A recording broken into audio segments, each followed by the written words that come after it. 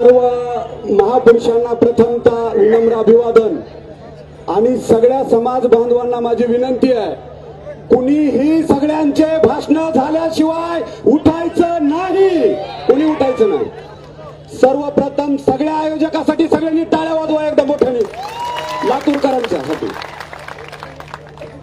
की हाती घोडे तोफ तलवारे, कि हाथी घोड़े तोफ तलवारें, फौज तो तेरी सारी है, लेकिन जंजीर में जकड़ा ये समाज मेरा अब भी सब पे भारी है।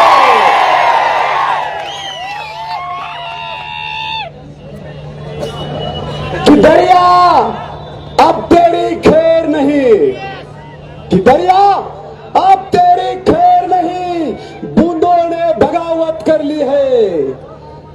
दरिया तेरी खैर नहीं, बूंदों ने बगावत कर ली है। नादान समझना इनको, लहरों ने बगावत कर ली है। मौसम मरने का नहीं, ये तलवार तुझे झुकना होगा। गर्दन ने बगावत कर ली है, गर्दन ने बगावत कर ली है। म्हणून लातूर ये तो झांकी है, लातूर अभी झांकी है और मुंबई बाकी है। तुम्ही सगळे येणार का मुंबईला? आता आम्ही सगळे एका जहाजात बसलेलो आहोत। तुम्ही बघितलं असाल, आम्ही सगळे नेते एका जहाजात बसलोत। आता जहाज फुटणार नाही, तुटणार नाही, पोलादी जहाज आहे, पोलादी। आता येणाऱ्या काळामध्ये मला माझ्या समाजाला एवढं सांगायचं आहे, माझ्या समाजाचं जेवढं कौतुक करावं तेवढं कमी आहे। आता मान खवळलेलाय, आता मान खवळलेलाय।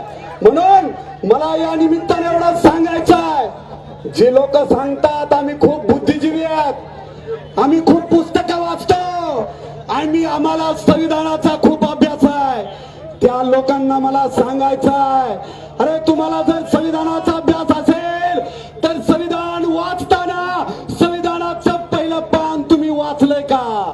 आणि जर तुम्ही संविधानाचं पहिलं पान वाचलं असेल तर बाबासाहेबांच्या संविधानाचं पहिलं पान काय सांगताय? समान संधी, सामाजिक न्याय। अरे मग आम्ही ते तर म्हणतोय ना, आम्हाला सामाजिक न्याय बाबासाहेबांचा मिळालेला नाही, आम्हाला समान संधी मिळालेली नाही, आम्ही ते तर म्हणतोय। आणि म्हणून या समाज बांधवाला मला एवढं सांगायचं आहे, तुम्हाला जर कोणी विचारला तर तुम्हाला सांगता आलं पाहिजे। काय सांगता आलं पाहिजे? की आमच्या सोबत कोण आहे? तर आमच्या सोबत या देशाचं संविधान आमच्या सोबत आहे। आमच्या सोबत कोण आहे? तर आमच्या सोबत या देशाचं पार्लमेंट आमच्या सोबत आहे, या देशाची न्यायपालिका आमच्या सोबत आहे। म्हणून 2024 ला जो निर्णय आलाय त्या निर्णयाची अंमलबजावणी फडणवीस साहेब तुम्ही करा, एवढंच आमच्या समाजाचं म्हणणं आहे। आणि ही जर अंमलबजावणी झाली नाही तर समाजाला मला एवढं सांगायचं आहे की आपला बी प्लॅन तयार ठेवा।